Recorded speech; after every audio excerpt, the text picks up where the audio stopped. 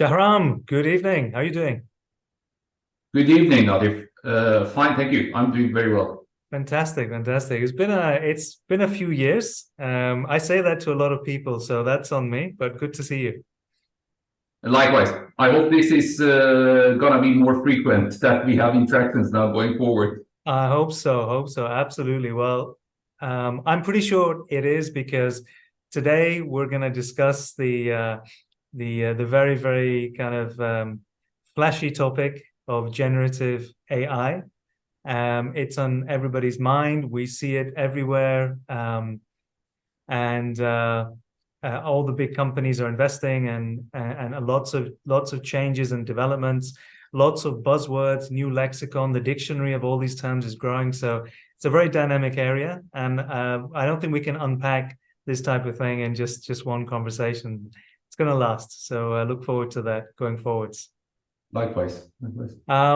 Yeah, and before we move forward, so just to introduce you to everyone, so now it's since we last met and had a proper coffee, you are now Dr. Shahram. So really well done for that. And you've held various roles. You've had global focus.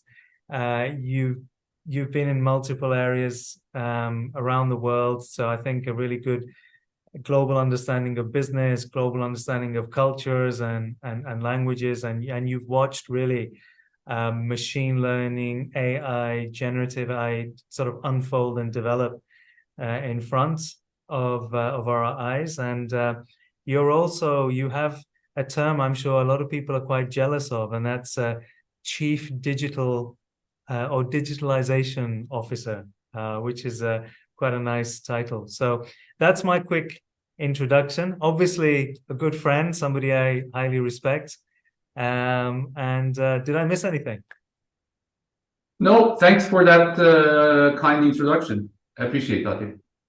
Yeah. Oh, that's my pleasure. My pleasure. So moving straight into it, what I've got here is, and what really impressed me and excited me to do this discussion as well is, I've got your latest book called The AI Shift: Redefining Knowledge Work in the Age of Generative AI. And I've been practicing this earlier just to see if I could get the screen to see it in focus. Probably not, but um, I've got your book here. I read it, and I'm really keen to move into it. It's an amazing milestone, and I think it would be really good to hear from your side the the genesis and inspiration that first led you to writing the book. Yeah, sure. Basically, this is my second book. I authored my first book a few years ago. It was the beginning of actually the COVID period, and the 4 years before that, I was next to my main job. I was doing a lot of studies and research on the online businesses, especially on the smaller size entrepreneurships, including solopreneurs and small companies and so on. And it reached to a point that I had so much of information and insights that I thought I could put this for some people who don't know about this and put it into a book where it may attract a different type of audience. And that experience was with me.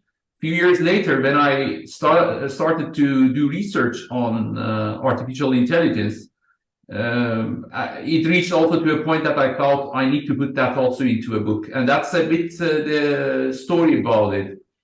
I never claimed being a data scientist or being an engineer working with the software that is generating, let's say, pieces of artificial intelligence code and so on, or models. But what am I? I'm a professional user of it, and I believe with more business and technical background, it was one of the technologies which grabbed my attention heavily. I could say more than some other technologies, which lately, over the last 5 to 10 years, have been quite being discussed. They have been hyped. And what I believe personally is that the current form of artificial intelligence, including generative AI, is gonna have profound impact on certain industries in the beginning and maybe every single industries down the line. Okay. So that's I think you really spoke from the heart there, and I think you're really passionate about this. So let's get a bit deeper into it. So I remember when we were first approaching these more kind of data intensive or algorithmic concepts. We first started with big data. If you recall, everything was big data this, big data that.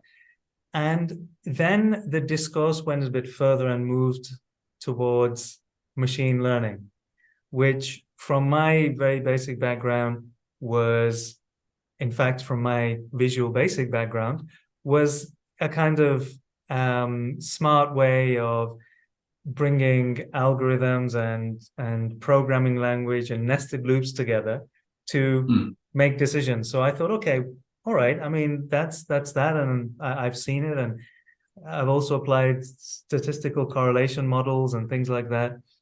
But now we've moved a step further with big advancements in processing power, and the buzzword AI is sort of everywhere. And if you grew up like I did, when you say AI, the first thing that comes into your mind is Skynet and the Terminator. It's just in there. They did a good job. I'm a good product, good ambassador now. But now we've got sort of AI. And that's moved on to generative AI. We've got, these superpower chips like NVIDIA. We've got these new programs or new tools. Chat GPT came on the scene. Bard came on the scene. Bing came on the scene. So can you encapsulate for us your definition and understanding of what generative AI is, and a bit more on, you already said it's going to impact society profoundly, a little bit more on how you feel or how you believe society will be impacted profoundly. True. I think first we need to look at the definition of artificial intelligence. And with that, I also should mention that artificial intelligence is decades old. It's nothing from last year or even 5 years ago, right? Artificial intelligence has been a concept which has been introduced decades ago. And if you look at any system which has kind of capability, which we usually associate with human beings, but it is not a human being operating that system, you could say that system has a kind of artificial intelligence because it has an intelligence human-like, which is not exercised by a human. That's basically a very maybe oversimplified definition of artificial intelligence. Even a simple software code, which is quite logical and has a flow where it says, if A happened, do B. If I push this button, do that one. If I said print it, and so on. I mean, this is also a form of intelligence. But it is something which has been programmed, which means every single step needs to be pre-thought and it needs to be programmed so that the machine knows if you do this, it will do that and nothing else, and the other way around. I mean, if that has happened, perhaps that action has been triggering it. That's the whole logic of if, then, and workflow, causal relation that we have. And you can oversimplify maybe the whole software programming languages into these kind of causal relations and different steps that you go through. I mean, the people in different type of branches can think of flowcharts or diagrams. I mean, you can show every single logic based on one form of graphical, basically flow diagram. Whereas in artificial intelligence, the type that we are talking about, and then we should use the proper term, which is the machine learning, there is no causal relation. There is no pre-programming. On the other side, what happens with machine learning is that imagine you have 1,000 photos of animals and all sorts of animals, and you tag all of them with the name of that animal in the photo. And then you feed it to a computer program which has been designed for that purpose. The computer has no clue what it is looking at. It's just looking at pixels with their colors and which pixel is sitting next to the other pixel. And it's trying to say how similar these things are. And imagine the name of these animals are written, and the name for computer also means nothing, but it associates all the sheep to the photos who have a bit of a white and then maybe some green around and so on. And the ones which are having maybe bird-like look and feel because there is a name of a bird, an animal, a bird there, right? The difference of the new form of artificial intelligence, which we should use the right term, and that's what we call machine learning, is different. There is no causal relation. You are not pre-programming what steps should happen and what the software should do, but instead, imagine you have hundreds of photos from different type of animals, and you just tag these photos with names of those animals on them, right? Sheep and cows and birds and so on. And what this specific computer program does is that it looks at the photos, it has no understanding of what is in that photo, and it will never, the only thing it does is that it looks into pattern of these pixels in the photos, and looks into what are the colors, what kind of relation do these colors have with each other, where are the white parts, where are the darker sides, shadows, etc. Only because of this variation of the colors sitting next to each other. And then anything which looks like that category of, imagine in this case, cow, because we also tag them cow, it knows, okay, this type of configuration of pixels next to each other, it is a cow.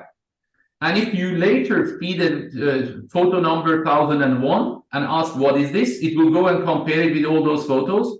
And it will say, this is with a certainty of, I don't know, X% is a cow. That's basically how machine learning works. And it is not in reality comparing with those photos, but it is training itself with a mathematical algorithm or a formula, which is used in order to be able to say with what kind of accuracy this is a cow. That's how machine learning works. Machine learning is used in your Google Translate or Bing Translate. It is used in your mobile phone when all of a sudden something pops up on the screen that it looks like you need to call this person and you have no idea where this is coming from. That's the same logic, right? It has been looking into months of use of the phone and what time of the day, which day of the week you have called that particular contact. And it just suggests it, or look at your calendar and thinks you may want to call this person. These are all the same logic. Patterns of what has happened turned into data and used to train an algorithm, which then predicts something or compares a new piece of data and says this most probably should be this. That's how machine learning works. And generative AI is completely different than these two, actually. The generative AI is a new possibility where instead of being able to categorize an existing information like a photo to say if it's a cow or if it is a dog, now the machine is able to produce a photo which to our eyes is difficult to distinguish if it is machine generated or real, and it is a cow, right? Then the new type of machine learning, which is basically resulting in these capabilities of generative AI, is capable to produce text, to produce photos, to produce videos, to produce computer software code.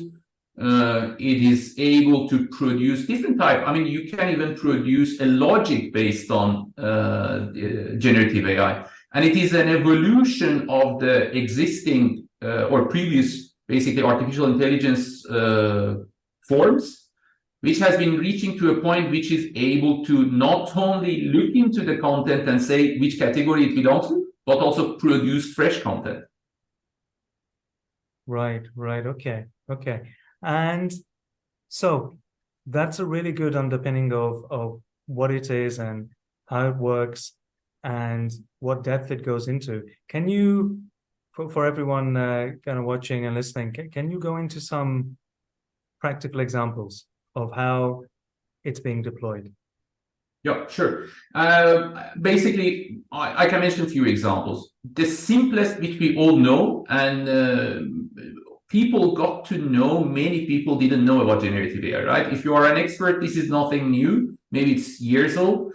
But if if you are a general user of computers or just anybody in the society, which has maybe not much to do with IT and these domains, people heard about this primarily because of OpenAI and ChatGPT, which is their solution, which they offered to the public.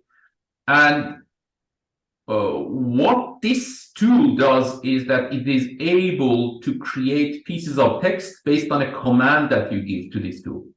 Imagine you ask this tool, what is the capital of Netherlands, right? It tells you Amsterdam. Up to here, nothing fancy, right? We could do this with Google. Perhaps we could get some links where under those links, the answer was there. Sometimes even Google puts the answer from within those web pages and shows it.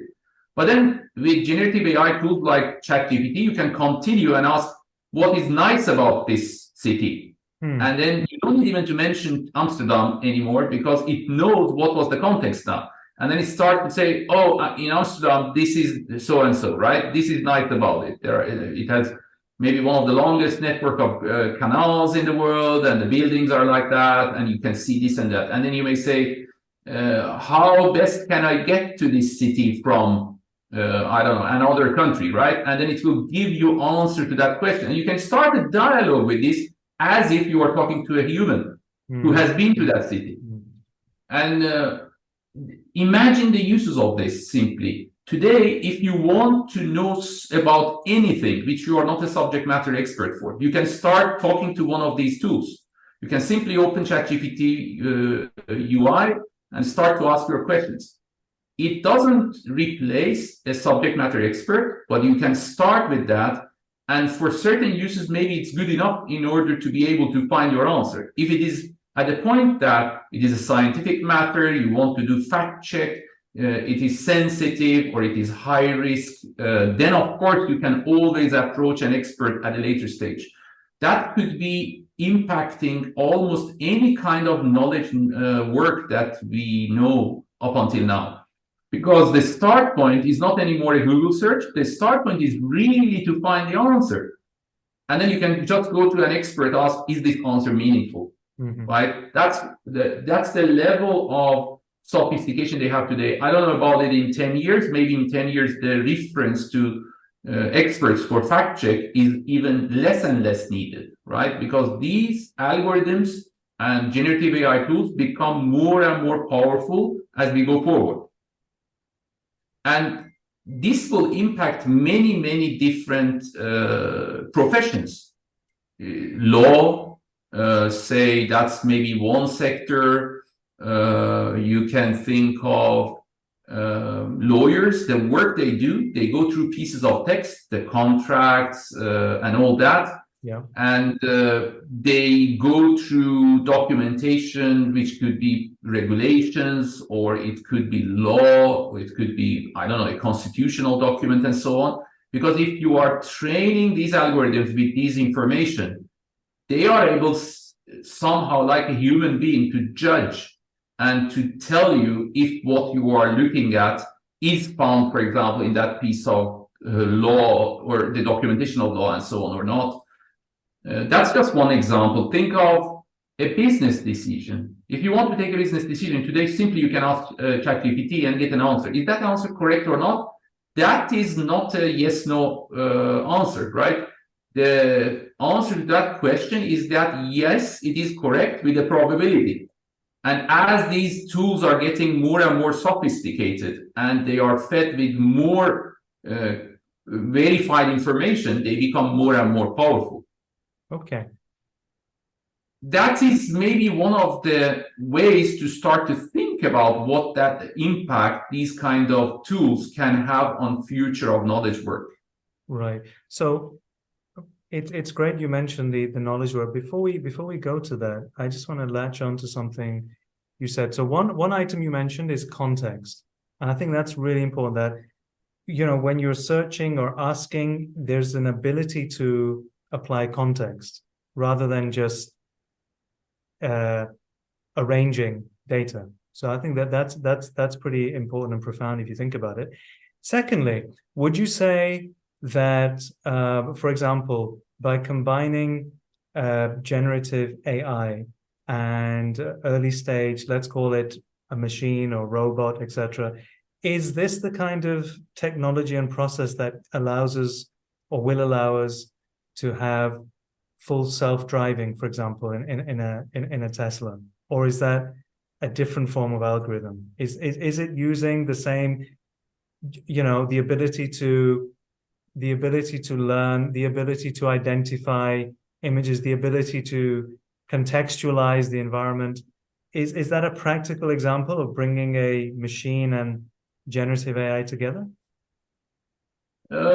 If you look at the specific use case of self-driving cars, right, which are not yet a reality, but they are coming, right? The Tesla and maybe some other cars have capabilities quite advanced in being able to do self-driving, but you don't see them in, let's say, many countries because the legal side also needs to catch up, right? But if you look at the technology used in them, they are more on the discriminative AI side, which is let's say, another type of, you could almost say all AI solutions, all AI algorithms, they are either discriminative or they are generative. And discriminative AI is when, it's the example of the cow I mentioned. You train Tesla with all sorts of information around it, because you just put the camera on top of the car, and then you start to drive around, and then the videos which are captured, and then because of the training of algorithm, which happens for thousands and thousands of hours, and then the reflex that they are getting from the driver, they started to make sense of the environment around them. Make sense of course, as a machine, right? I'm not saying that they understand what is around them, sure, but they can understand that if such and such object came in front of them, they need to brake. If such and such, and that's what we program them for, right? The algorithm does not necessarily have the function of braking, but it knows that the brake needs to happen. Then based on that, we take the command and send to the car so that it brakes. But back to your question, those are more discriminative AI which are being used, because then you are identifying objects based on the trained algorithm to say, what is this? And then based on all the thousands and thousands of pieces of information which are coming together, then the machine is taking the decision what to do next.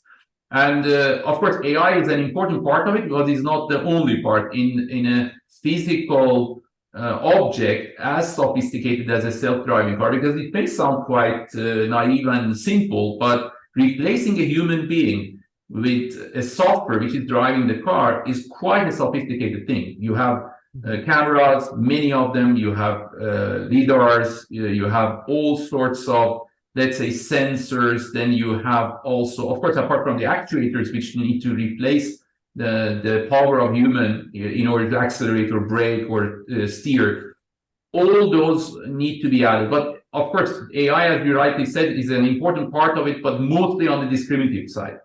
Generative side is where you produce content, and it has many use cases. I mean, you can generate photos or videos from generative AI, but for the areas that you need precision, the technology of generative AI perhaps is not yet to the level that you put it in high-risk areas, right? People say that if you have a brain surgeon or you have a pilot flying 300 people on the skies, you don't want that much of creativity there. You need precision. And you can say generative AI is more on the creative side, although it is becoming more and more accurate.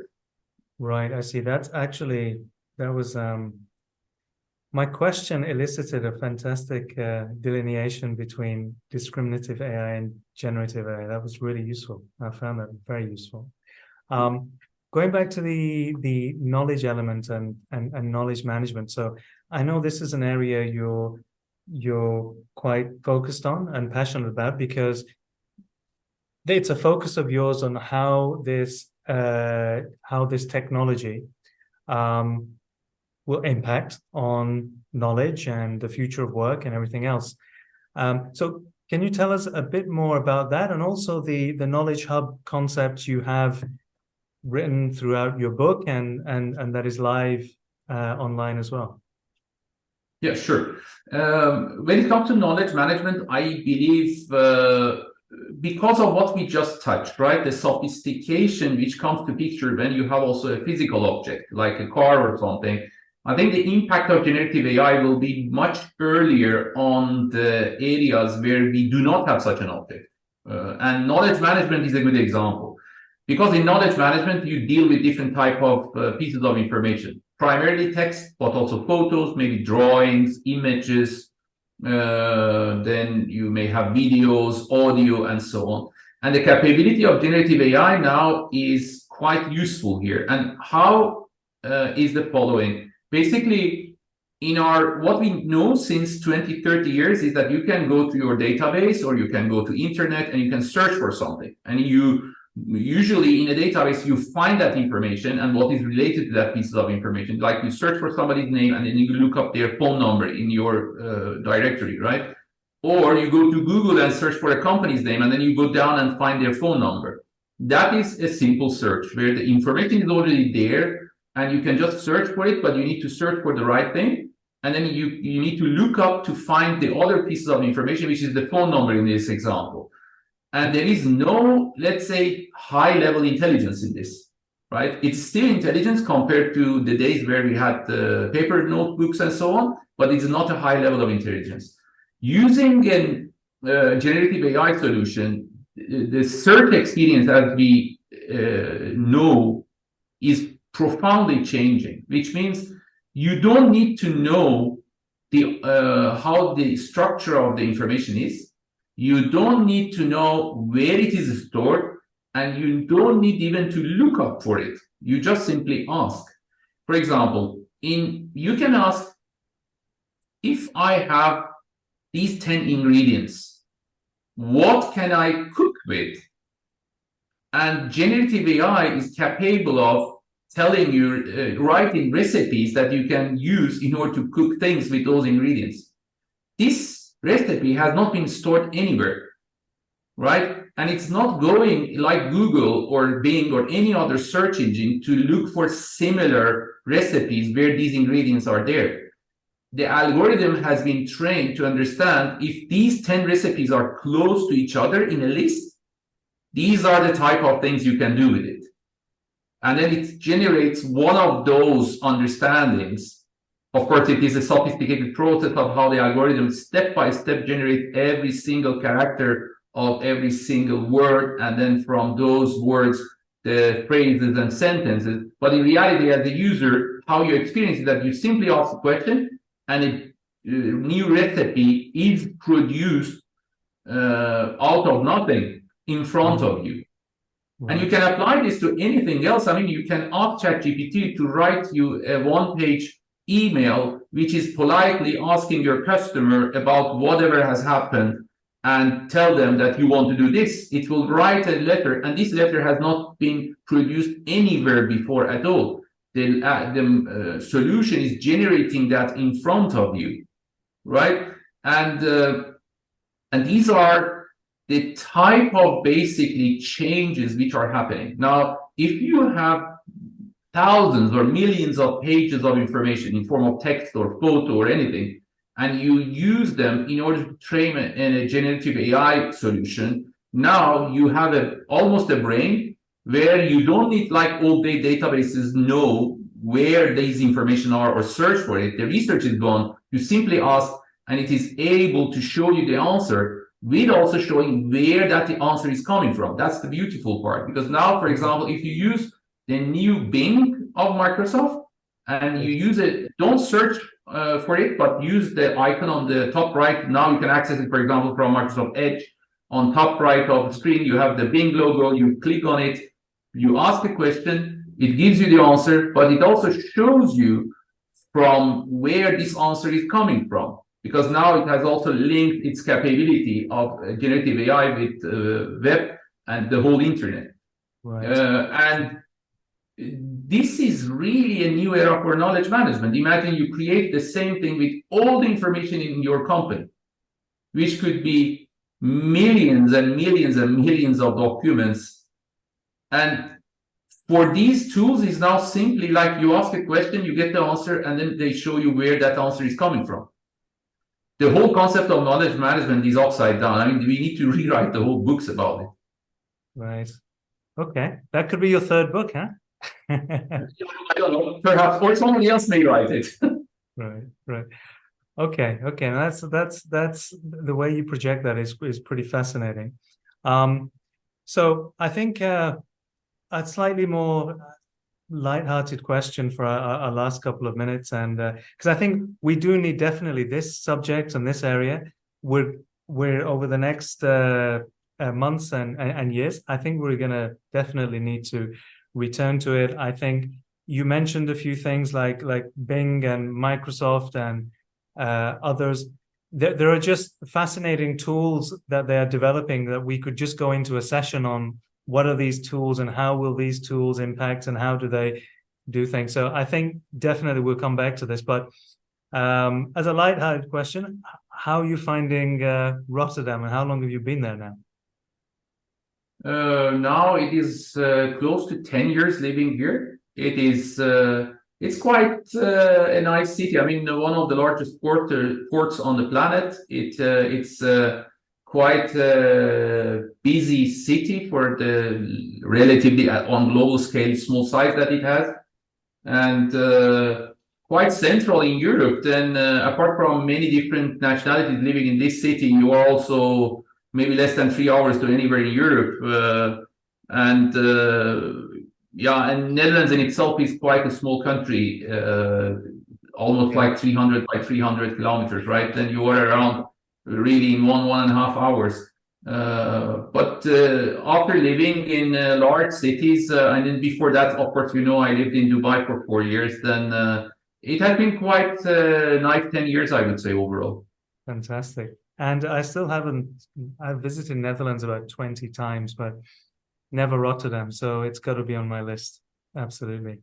Shahram, what I'm going to do is I'll put a link to the book and a link to the Knowledge Hub and everything else in the notes when we put this up. It's been fascinating, a discussion. I think we could go for hours, actually, really. I think we could go for hours. I'd like to do this very soon again. Hopefully at some point we do this in person as well. And yeah, maybe I've trained myself by that time and we get a nice studio, proper lighting and everything else.